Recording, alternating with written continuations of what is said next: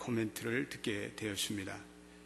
아마 제가 목회자에서 잘하고 있는 얘기를 들려줬다면 그분들이 그렇게 공감을 많이 안 했을 텐데, 오히려 제가 목회자에서 한때 어렵던 일들을, 또 고통스러웠던 일들을 그들에게 얘기해 주니까 그분들이 힘을 내었습니다. 자기만 목회자에서 고통당하는 것이 아니라 다른 사람도, 다른 목회자도 그러한 동일한 고난에 처해 있었구나 하는 그런 데서 그분들의 마음이 와닿는 얘기로 그분들이 얘기를 하셨습니다.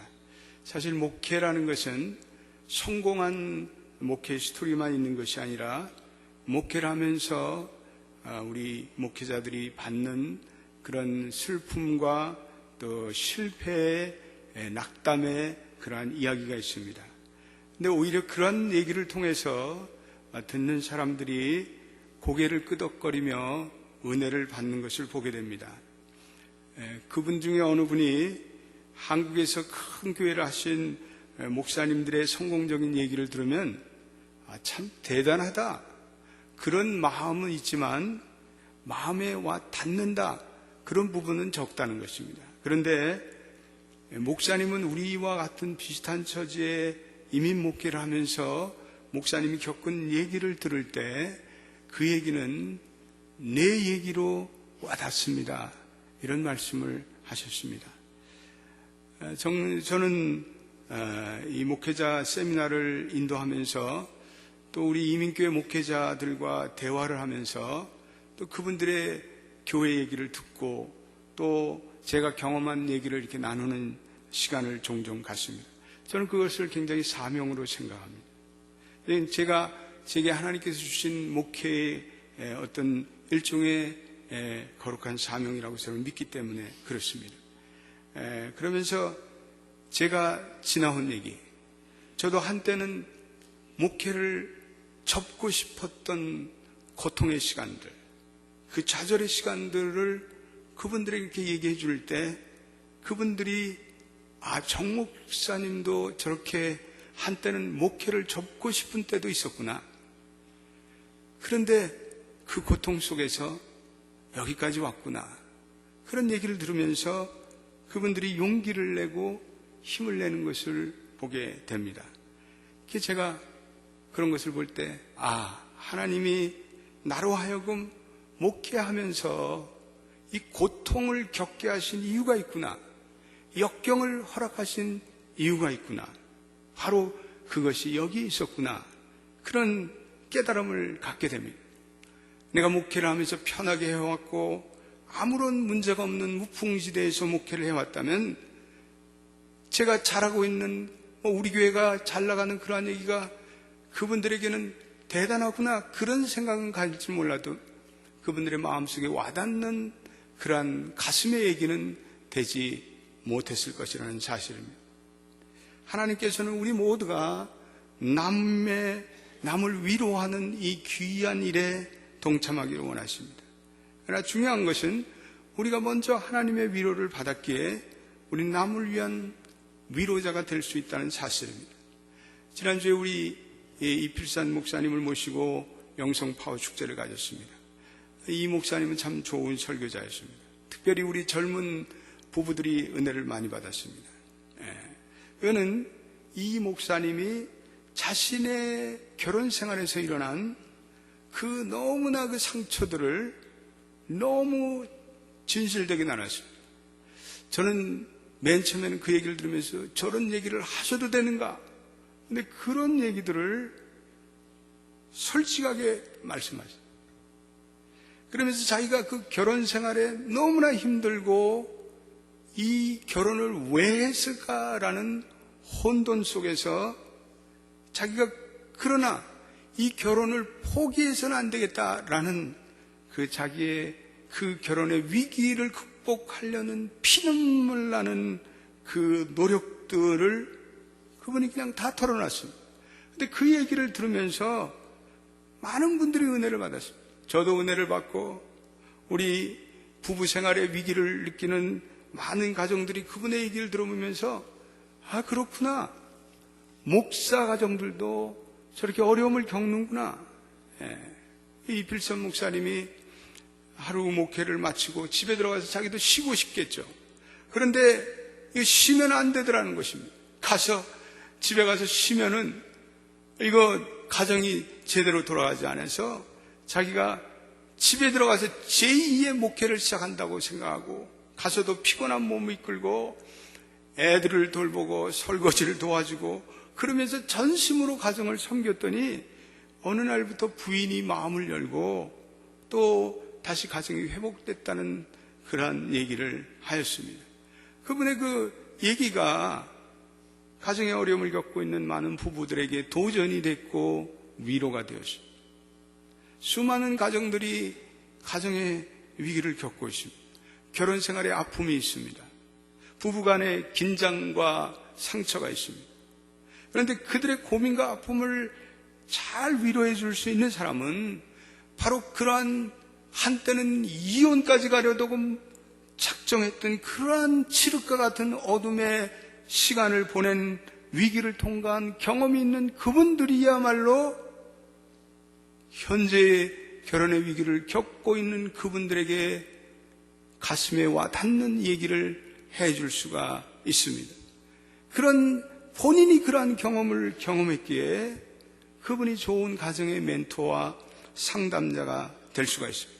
내가 이미 아픔을 진하게 겪었기에 내가 그런 가정의 아픔을 공감할 수 있고 내가 그 경험으로 남을 위로해 줄 수가 있습니다. 그렇습니다. 이 남을 위로해 주는 능력은 고통의 현실적인 체험을 통해서 나타나는 산물입니다. 오늘 우리가 읽은 이 고린도 후서의 말씀이 그러한 깨달음을 우리에게 주고 있습니다. 사도 바울이 이런 말씀을 하고 있습니다. 하나님께서 하나님의 자녀를 위로하는 것은 그 자녀가 그 하나님의 위로를 자기만 받고 누리는 것이 아니라 그 위로를 받은 다음에 그 체험한 위로를 다른 사람에게 전하는 그러한 그 위로의 사역자로 부르시는 하나님의 부르심이 있다는 것입니다. 오늘 우리가 읽은 이 4절 말씀 한 번만 더 읽어보겠습니다. 같이 읽어보겠습니다. 시작. 우리의 모든 환난 중에서 우리를 위로하사 우리로 하여금 하나님께 받은 위로로서 모든 환난 중에 있는 자들을 능히 위로하게 하시는 이시로다. 우리가 환난 받은 것, 우리가 환난을 겪는 것이 너희의 위로를 위함이야. 바울이 말할 수 없는 복음을 전하다가 고통과 핍박과 아픔을 당했습니다. 그런데 바울이 받았던 그 역경의 목적이 그것으로 하여금 고린도 교인들을 잘 위로하기 위해서였다는 의미가 담겨 있습니다. 하나님께서 이 바울을 유능한 위로자로 만들기 위해서 그 삶 가운데 역경을 주셨다는 것입니다. 그것에는 단순한 고통의 의미 이상이 있습니다. 거기에는 하나님의 부르심의 목적이 있습니다. 역경을 통해서 하나님의 위로를 받은 후에 그런 다음에 그 위로를 받고 그것에 만족할 것이 아니라 자기가 받은 위로를 가지고 다른 사람을 섬기는 권면자와 위로자가 되라는 말씀입니다. 하나님께서 우리와 하여금 때때로 우리의 삶에 고통을 주십니다. 왜 내게 이런 고통이 찾아왔을까? 왜 내게 이러한 슬픔이 찾아왔을까? 왜 내게 이러한 환난이 찾아왔을까? 그것을 허락하시는 이유는 우리로 하나님의 계획을 깨닫고 하나님의 목적을 깨달으라는 것입니다. 하나님께서 우리가 당하는 그 고통이 끝나는 그 끝자락에 우리의 위로를 필요한 또 다른 슬픔을 당하는 자를 만나게 하십니다. 내가 그 고통을 통과했는데 그 통과한 후에 보니까 나와 유사한 고통을 겪는 자를 만나게 하십니다. 그래서 내가 받은 그 고통을 그 사람에게 얘기해 주면서 당신도 그 지금의 어려운 시간을 하나님의 은혜로 나와 같이 통과하십시오. 이렇게 위로할 수 있다는 사실입니다. 우리가 하나님의 위로를 받았기에 그 경험과 영적 감화를 통해서 우리 남을 잘 위로하는 그러한 하나님의 계획에 우리가 들어갈 수 있다는 것입니다. 제게 시카고에 친구가 있는데 몇 년 전에 시카고를 방문했다가 그 친구 집을 어떻게 방문하게 되었습니다. 그날 저녁에 그 친구 집에서 하룻밤을 지내게 되었습니다. 수십 년 만에 처음 만난 친구라서 그동안에 변화된 그 가정의 얘기를 듣게 되었습니다. 근데 저는 그날 매우 충격적인 소식을 듣게 되었습니다. 그 친구 큰아들이 있었는데 그 큰아들이 백혈병으로 얼마 전에 세상을 떠났다는 얘기를 듣게 되었습니다. 고등학교 학생인데 아주 풋볼도 잘하고 얼굴도 잘생기고 학교에서 그 아주 한인 코리안 아메리칸으로 아주 좋은 리더십을 발휘해서 애들에게 인기와 선망을 갖던 그 자기 아들이 백혈병으로 잃게 됐다는 거예요. 저는 그 친구 부인의 얼굴을 맨 처음에 보니까 굉장히 얼굴이 어두워서 무슨 어려움이 있는가 이렇게 얼핏 생각을 했는데 듣고 보니까 그 말할 수 없는 비극을 그 가정이 겪은 직후였습니다. 그 부인의 상처는 매우 깊었습니다. 그 마음에 뭔가 분노가 일고 있었습니다. 제가 목회자라는 사실 때문에 그 부인은 제게 이렇게 얘기했습니다. 자신이 신앙을 갖고 있는 사람으로 아들의 일로 인해서 자기의 신앙에 말할 수 없는 고뇌가 찾아왔다는 거예요. 하나님이 살아계신다면 어떻게 이런 일이 내 가정에 일어날 수 있냐는 거예요. 저는 그 순간에 어떠한 말로도 그분을 위로하거나 소망을 줄 수가 없었습니다. 이야기를 나누며 자리를 떠나야 하는 그 순간에 제가 고작 할 수 있는 것은 찬송을 우리 같이 부르며 그리고 성경을 읽어주고 기도해주는 그러한 일이었습니다. 그러나 그것이 그 시간에는 그분들에게는 그다지 큰 위로가 되는 것이 아닌듯 하였습니다. 저는 종종 그 친구의 소식을 그 뒤로부터 듣게 되었습니다. 그런데 어느 날 제게 이런 소식이 들려왔습니다. 자기 부인이 백혈병 걸린 아이들을 위해서 골수를 기증받는 그런 모임에 자원봉사자로 요즘에 발론티어가 돼서 일을 한다는 그런 얘기를 그 친구가 저에게 들려주었습니다. 그 부인은 자신의 상처를 딛고 오히려 백혈병에 걸린 무고한 생명의 가정들을 돕고자 하는 하나님의 사랑, 하나님의 미션에 자기가 동참하는 그 얘기를 듣고 저는 얼마나 하나님께 감사했는지 모릅니다. 우리가 이 다른 사람을 위로한다는 것은 다른 사람에게 이 하나님의 능력과 소망을 경험케 하는 매우 선한 행위입니다. 여기서 이 능력이라는 것은 하나님의 능력을 말합니다. 하나님께서는 우리 모두에게 역경을 통해서 이제는 우리가 하나님만을 의지하며 살아가는 것을 배우기를 원하십니다. 다른 사람을 위로하는 그때 그 상대방이 이제는 자신의 능력을 버리고 이제는 그리스도의 능력으로 살아가도록 가르쳐야 합니다. 저는 종종 위대한 신앙의 인물들이나 목회자들이나 선교사들의 전기를 읽게 됩니다. 중국에서 오래 선교하면서 수십 년 동안 극소수의 회심자만 얻었던 그러한 허드슨 테일러 같은 유명한 중국의 선교사가 계십니다. 그분은 말할 수 없는 고난과 박해와 질병 속에서도 굴하지 않고 하나님의 선교를 신실히 감당했습니다. 저는 그분의 얘기를 읽을 때 참 그렇구나. 나보다 더한 처지에서 이러한 치열한 시험을 받는 가운데도 하나님이 주시는 은혜로 그 어려운 시간을 극복했구나. 그 치열한 시험 속에서 그분을 도와주시는 하나님께서 나에게도 은혜를 베풀지 않겠는가. 그런 생각을 할 때 목회를 하다가 어려움이 있어도 많은 위로를 받게 됩니다. 위로자의 간증, 위로자가 하나님을 만난 이야기는 고통당하는 사람들로 하여금 그 고통의 처참한 현실 속에서도 소망을 잃지 않고 살아가도록 용기를 줍니다. 고통받는 사람을 하여금 치열한 그 현실의 삶 속에서도 영원한 소망을 바라보며 살 수 있도록 도와줍니다.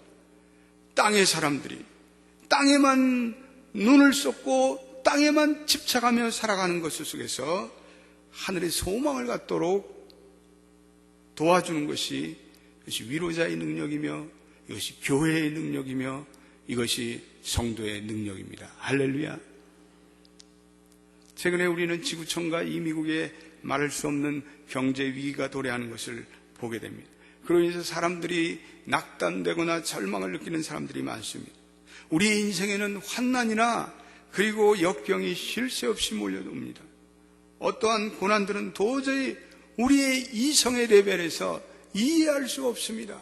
왜 내게 이런 고난이 찾아오는가? Why me? 우리가 이 환난의 완전한 의미를 완전히 파악한다는 건 불가능합니다. 우리가 이런 모든 의문은 주님이 이 땅에 오시는 재림의 날, 우리가 하늘나라에 들어가는 그날 우리가 하나님께 물을 수 있겠죠. 바울은 이러한 소망을 고린도후서 4장 16절로부터 18절에서 그러므로 우리가 낙심하지 않은 겉사람은 후패하나 우리의 속은 날로 새롭도다. 우리의 잠시 받는 환난에 경한 것이 지극히 크고 영원한 영광에 중한 것을 우리에게 이루게 함이니 우리의 돌아보는 것은 보이는 것이 아니요 보이지 않는 것이니 보이는 것은 잠깐이요 보이지 않는 것은 영원합니다 라고 말씀하고 있습니다. 이 사도 바울이 극한 환난 가운데 낙심하지 않았던 것은 이것은 성도에게 주시는 어떤 영원한 영광이 있다는 믿음 때문이었습니다. 바울은 이 이루어질 장차일의 소망을 두고 살아가고 있습니다. 성경에 재림의 얘기가 나옵니다. 심판과 주님의 부활의 얘기가 나옵니다. 그것은 땅 위에서 말할 수 없는 시험을 당하는 하나님의 백성들에게 용기와 믿음을 줍니다. 요한계시록은 이러한 하나님의 위로가 가득 찬 이야기입니다. 로마 정부로부터 육체의 핍박을 당하는 절망에 빠지는 하나님 백성에게 성령 가운데 위로와 용기를 주시는 말씀입니다. 성령님은 요한에게 마지막 날에 종말론적인 비전을 주셨어요. 그것으로 요한계시록을 쓰게 하셨습니다. 여러분, 요한계시록이 고난을 당한 너무나 많은 사람들에게 위로가 된 말씀입니다. 요한계시록을 읽고 수많은 우리 일제치하에 있던 우리 백성들이 이 요한계시록을 읽고 그리고 이북의 그 공산당의 치열한 그 핍박에 치하에 있던 그리스도인들이 요한계시록을 읽고 용기를 얻고 힘을 얻고 소망을 얻고 그들이 그 어려움을 극복하며 살아가는 위로의 말씀이 되었습니다. 교회란 이 하늘의 소망을 전하는 영원한 소망의 보루가 되는 것이 바로 교회입니다. 교회는 이 땅의 우울한 현실에 집착하며 살아가는 사람들이 그 눈을 돌려서 영원한 소망의 나라로 비전을 가지고 살아가도록 백성들에게 믿음을 깨우쳐주고 이 악한 현실 속에서 방황하거나 믿음을 버리는 일이 없고 소망을 바라보며 살아가도록 도와줘야 우리 사역하는 모든 분들, 동역장들, 우리 팀장들, 우리 세우신 장로님들, 우리 권사님들, 집사님들은 이 땅에서 고난과 역경 속에서 살 소망이 없다고 좌절하는 그러한 사람들에게 아닙니다. 여기 하늘의 소망이 남아 있습니다. 자살하지 마십시오. 자신의 인생을 포기하지 마십시오. 이렇게 권면할 수 있는 사람들이 되어야 합니다. 저는 지난해 제 모친을 상실한 후에 하늘의 소망이 무엇인가를 점차 구체적으로 느끼고 있습니다. 땅의 것을 의지하며 산다는 것이 이건 어리석은 것이구나. 저는 그런 깨달음을 갖게 되었습니다. 이 땅에 속한 것들, 참 어떠한 것들은 우리에게 참 필요한 것처럼 느껴집니다. 그러나 여러분 착각하지 마십시오. 그런 것이 없다고 우리의 인생이 아무런 가치 없는 인생이 되는 것은 하나도 없습니다. 돈도 그렇고 우리 육체의 즐거움도 그렇고 명예도 그렇고 학위도 그렇고 다 있으면 좋은 것입니다. 있으면 우리에게 만족함이 있겠죠. 그러나 여러분, 그것이 없다고 해도 우리의 인생이 어떻게 되는 것은 아닙니다. 그보다 더 귀하고 그보다 더 복된 것들이 우리에게 주어졌어요. 그래서 우리가 믿음, 우리가 소망을 가지고 살아가는 것, 우리가 영원한 나라를 사모하는 영생의 삶, 그러한 영원한 가치들입니다. 우리가 이러한 하늘의 소망을 추구하며 살아가면 하나님께서는 우리에게 또 다른 인생의 차원들과 또 다른 인생의 가치관으로 우리로 하여금 그러한 것들에 더 이상 집착하지 않고 살아갈 수 있는 더 귀한 삶으로 우리를 이끄십니다.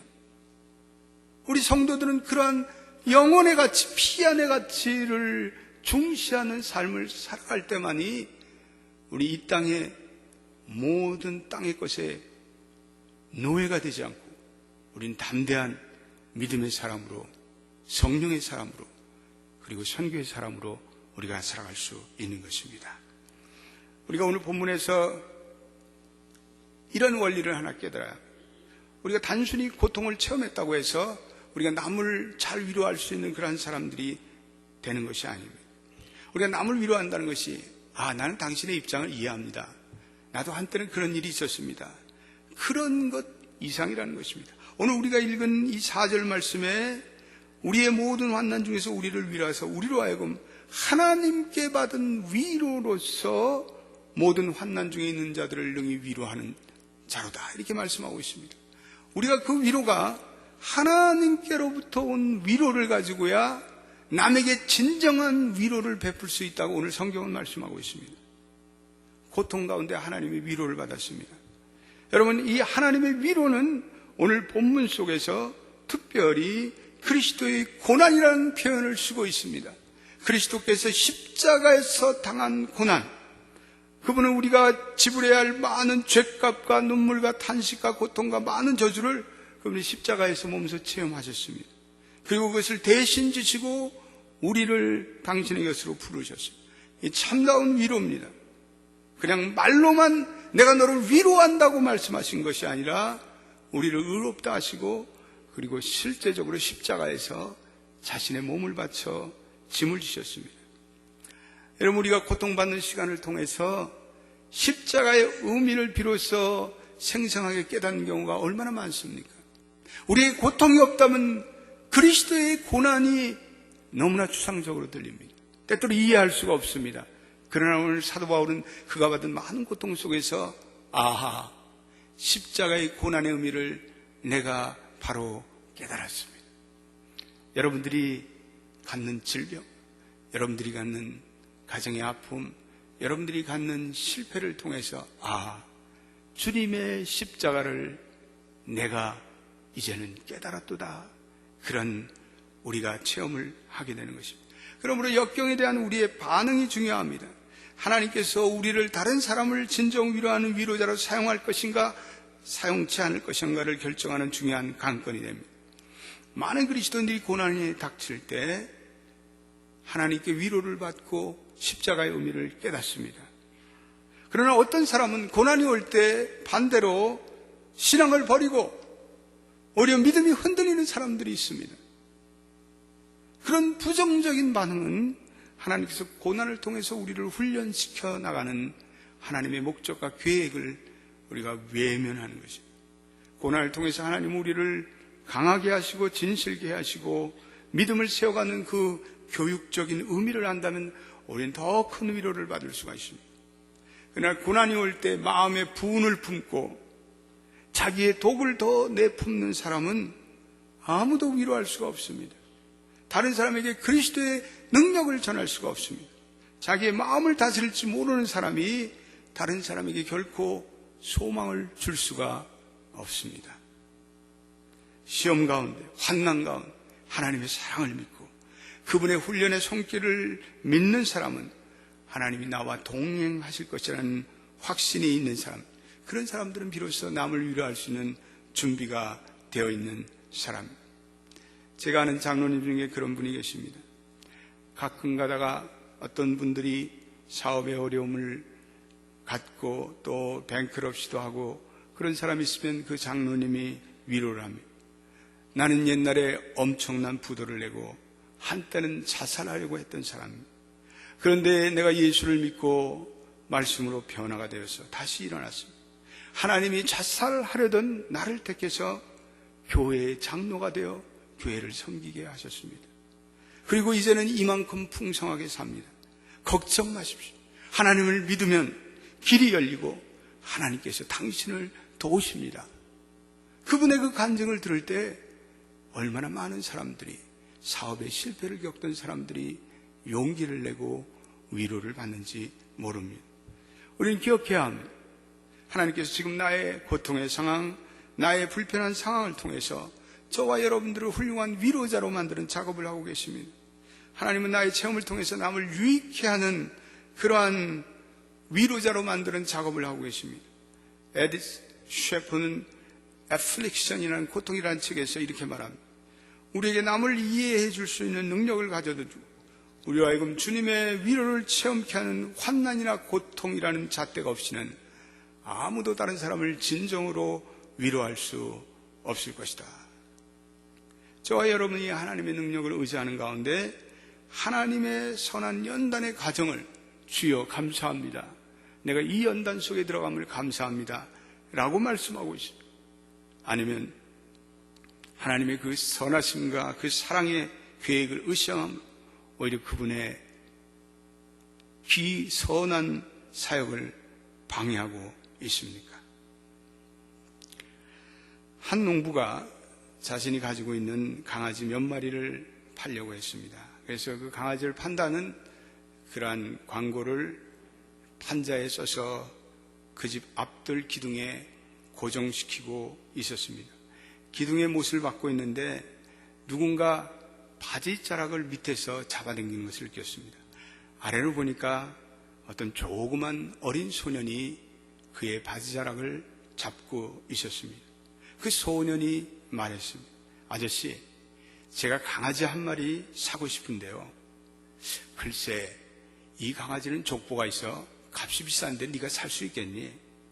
소년이 잠시 고개를 떨고는 주머니를 쥐어서 동전을 한 움큼 꺼내며 농부에게 주면서 아저씨, 제가 가진 건 통틀어서 2불인데 그러면 그 돈으로 개는 한번 볼 수 있는가요? 그랬더니 농부가 그럼 그건 볼 수 있지. 그리고 돈을 받아 든 농부가 휘바람을 휘불었습니다.